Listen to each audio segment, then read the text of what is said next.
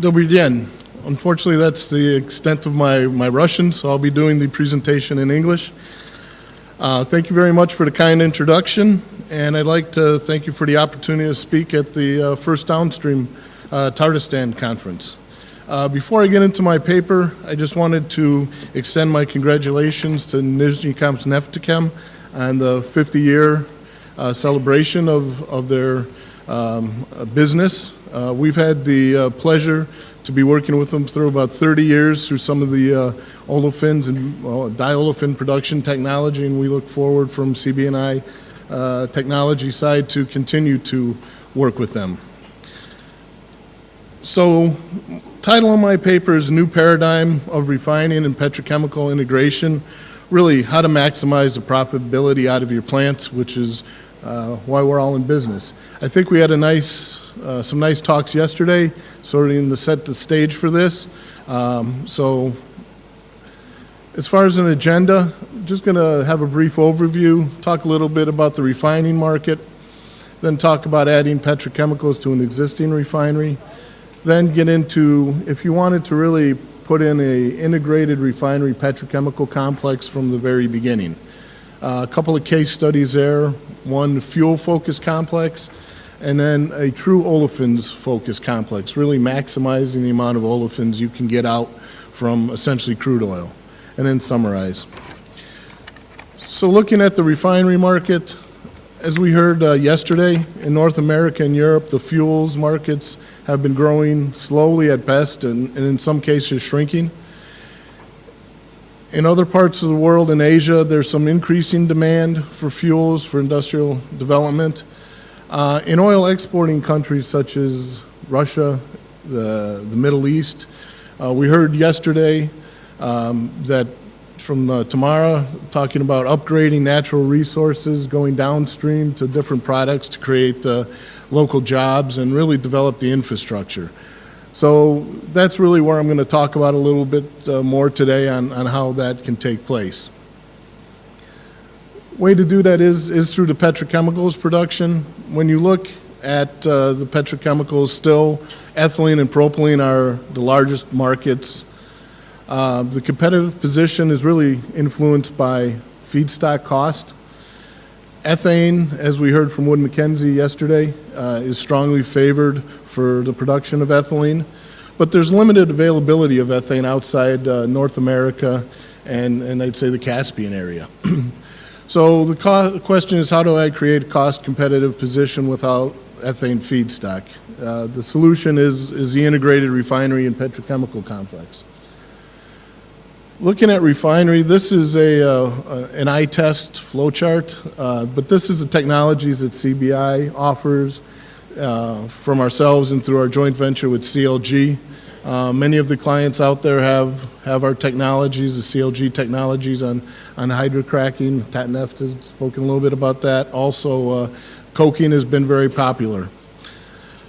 So the example refinery I'm going to use, we're going to use a 50-50 blend of Arab light and Arab heavy. The capacity about 250,000 barrels a day. The products Slate, propylene, naphtha, gasoline, jet kero, diesel. And the flow scheme is going to be a traditional gasoline flow scheme, looking with a reformer, FCC, an alky unit, and a coker. So if you look at the flow scheme, you basically have the units in there, as I said. As you can see, we also have a SHU and a butane isom just to round out the portfolio there. So if you're looking at the slate, you can see on this case, taking the 250,000 barrels a day, you end up making, you end up with about 3 million tons of gasoline, the jet kero, about 2/3 distillate. We're using gasoline that meets diesel Euro 5 spec, and to get the 95 RON, we're using the FCC in gasoline mode and converting the FCCs via alkylate. We end up with about 850 tons of light naphtha that's going to be exported, sold on the open market, or in this case used as petrochemical feedstock.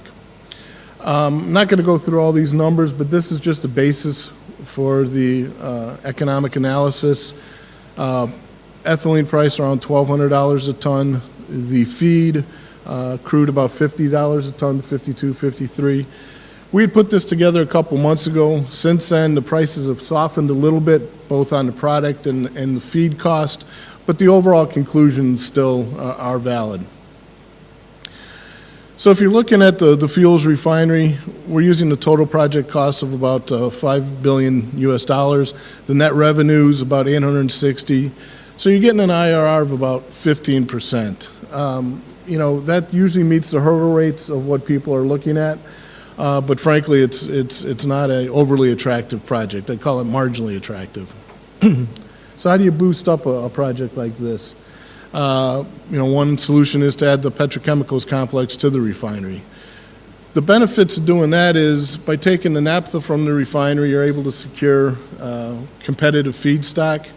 The refinery gets to increase margin, and you get the overlap in benefits such as energy and byproduct integration, and you're able to share the fixed costs of production. Looking at the petrochemicals portfolio that we offer, we've got the steam cracking technology all the way down through some of the ethyl benzene styrene, also into butene 1. For this particular complex, we're going to be using a steam cracker, pyrolysis gasoline hydrotreating in order to get a saleable product, aromatics extraction to produce benzene, and butadiene extraction. Shown in green is C2, C3 recovery from the FCC. A lot of times on a traditional refinery, the amount of propylene, ethylene, ethane from the FCC off gas is not great enough to justify putting in a separate unit for this. But in this case, if you can put it into the cracker, it is economical. So the first blue box is really the same refinery. We've added on the petrochemicals block. We're showing that we're bringing in from the refinery the C2, C3, C4s, and the naphtha.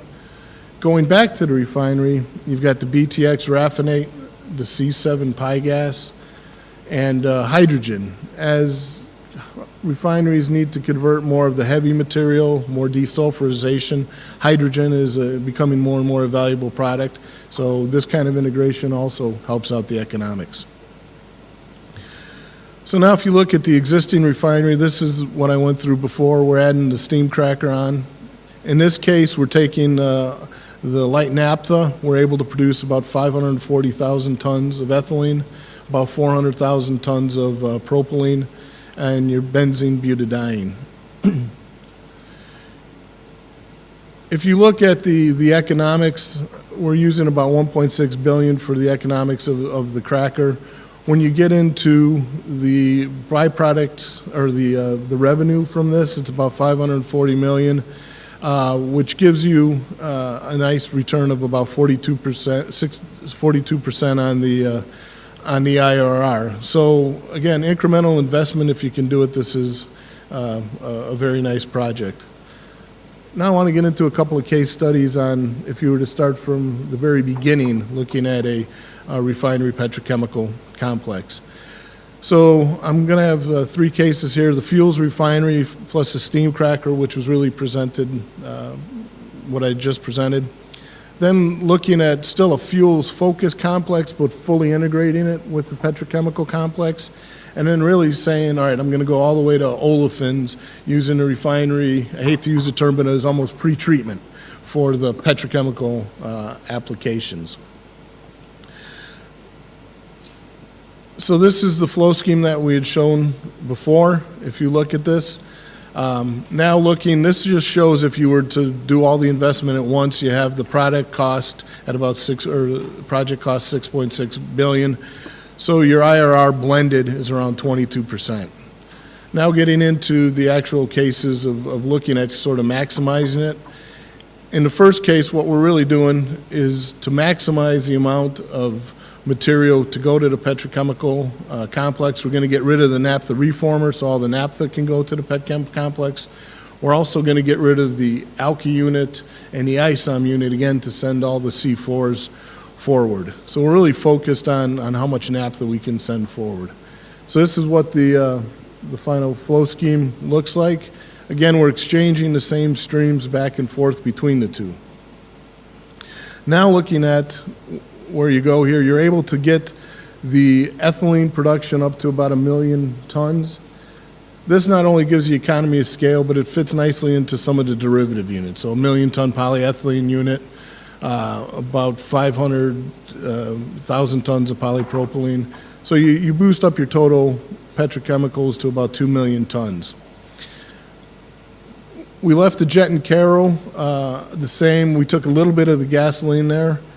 And then if you look at the economics going into this case, the price, the capital estimate doesn't go up that much because while you're making the cracker quite a bit bigger, that's taking advantage of economy of scale, and you're eliminating a reformer, you're eliminating an alky unit, you're eliminating an isom unit and the associated pots and pans there. So now the economics show you that you can get an IRR of about 33% or an NPV of almost double what it was for the first case. The final case I want to talk about is really maximizing olefins using the Indamax FCC process. Indamax is an FCC process that CB&I Technology had developed with IOCL in India. There's currently 2 units running. There's a 90,000 barrel a day unit running in Paradeep. And really what it does is it goes to as high a severity as you can on propylene. Typically propylene yields are 3 to 7%. With the Indamax, you can get up to around 20% yield.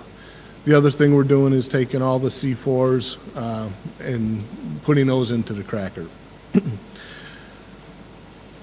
So again, this is the block flow diagram. Now adding the third case here, you get up to about 1.2 million tons of ethylene. The propylene is now up to also about 1.2 million tons. So you've got almost an equal amount of propylene. As we heard from Tamara's talk from Infotech yesterday, this should be attractive given the fact that propylene demand's growing. I think she said 13% versus 5 or 6 that comes with ethylene. So now you're up to about 2.8 million tons of petrochemicals. As you can see, the gasoline's dropped off. We've also taken some of the jet and Caro and moved that, reduce that by about 14%. So now looking at the overall economics, TIC goes up to about $7 billion. You're able to generate a net revenue of about $2.3 billion a year, NPV up to 7.3, and your IRR about 39%. So just in summary, you know, if you look at a new build regional refinery, you can get a marginal economics around 15%. As you start to add a steam cracker to that, you can boost up the returns to roughly about 22%. If you go with a fully integrated complex, you start to get to some very good economics with the IRR up to 33%. And then really, if you put in an Indamax and really increase the amount of olefins that you desire to propylene production, you can get an NPV of about $2 billion, boosting the IRR up to about 39%. So, I mean, it's kind of been a common theme from yesterday, but really outside North America, if you're looking at producing petrochemicals, integration with the refinery really is going to give you your best economic payout. So I appreciate your attention. I will save the questions and answers till the end. Thank you very much.